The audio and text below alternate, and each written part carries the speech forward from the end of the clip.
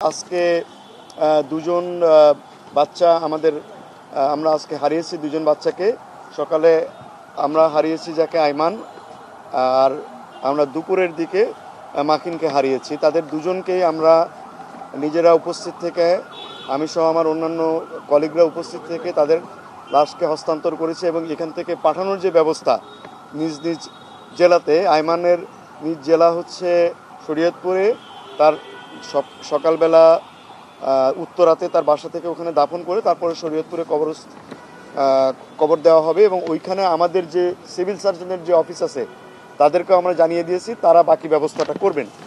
মাকিনের ব্যাপারেও আমি নিজে উপস্থিত থেকে তার লাশ হস্তান্তর করেছি এবং গাজীপুরের সিভিল সার্জনকে বলে দেওয়া হয়েছে উনি তাদের যাতে ভালোভাবে কবরের ব্যবস্থা করা যায় সেটা করবেন উনি।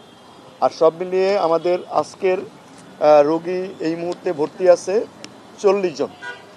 এই 40 জনের মধ্যে এই মুহূর্তে আমাদের ক্রিটিক্যাল পেশেন্ট আছে 5 জন, সিভিয়ার পেশেন্ট আছে 10 জন, আর ইন্টারমিডিয়েট গ্রুপে আছে 25 জন। তো এই ইন্টারমিডিয়েট গ্রুপে যে 25 জন আছে তাদের মধ্যে আমরা 10 জনকে পোস্ট অপারেটিভে রেখেছি, আর বাকি 15 জনকে আমরা কেবিনে শিফট করেছি। এই যে কেবিনে শিফট করেছে আজকে ছুটির দিন, এবং আজকে আমরা ভালো করে দেখে নিয়ে আগামীকাল থেকে হয়তো আগামীকাল আমাদের প্ল্যান আছে 4 থেকে 5 জন রোগীকে আমরা ছুটি দিয়ে দেব এবং পরবর্তীতে আরও প্রতিদিনই আমরা কিছু সংখ্যক রোগীকে ছুটি দিতে পারবো বলে আমরা আশা করছি। এর মধ্যে একটা ভালো খবর আছে আমাদের, যে ভেন্টিলেশনে ছিল যে কয়জন তাদের মধ্যে 2 জনকে আমরা টিউবে আছে কিন্তু তারা সজাগ অবস্থায় নিজেরা নিঃশ্বাস নিতে পারছে। অর্থাৎ এই উন্নতির জায়গাটা আমরা পেয়েছি গতকাল থেকে আজকে।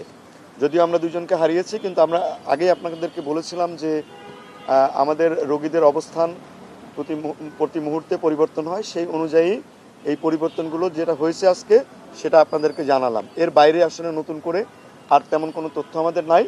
আমরা আশা করি কালকে আবার আপনাদেরকে জানানোর চেষ্টা করব যদি কোনো পরিবর্তন থাকে। আর এমনিতে তো আপনারা জানেন যে ঘন্টায় ঘন্টায় আমাদের মন্ত্রণালয় থেকে আপনাদেরকে আপডেট দেওয়া হচ্ছে। আমরা তেমন কোনো প্রশ্ন আর নিতে চাই না। আমাদের আরও কিছু শুক্রবার তো বেশ কিছু কাজ রয়েছে, আমরা সবাই মিলে এখন আবার সেই কাজগুলো করব।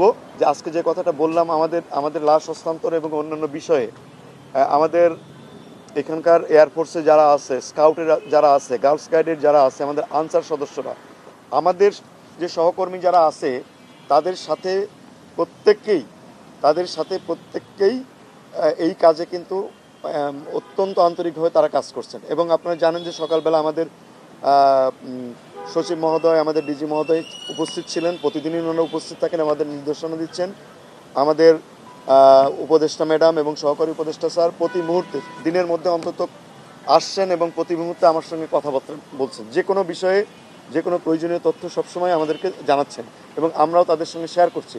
অর্থাৎ আমাদের এই রোগীদের যে কোনো ধরনের আপডেট প্রতি মুহূর্তে আমাদের মন্ত্রণালয়, আমাদের ডিজি অফিস সর্বোচ্চ পর্যায় থেকে, ইভেন প্রধান উপদেষ্টার দপ্তর থেকেও প্রতি মুহূর্তে এই বিষয়গুলোর সমস্ত খোঁজখবর রাখা হচ্ছে এবং প্রতিটি আপডেট আমরা ওনাদের অফিসকে জানাচ্ছি।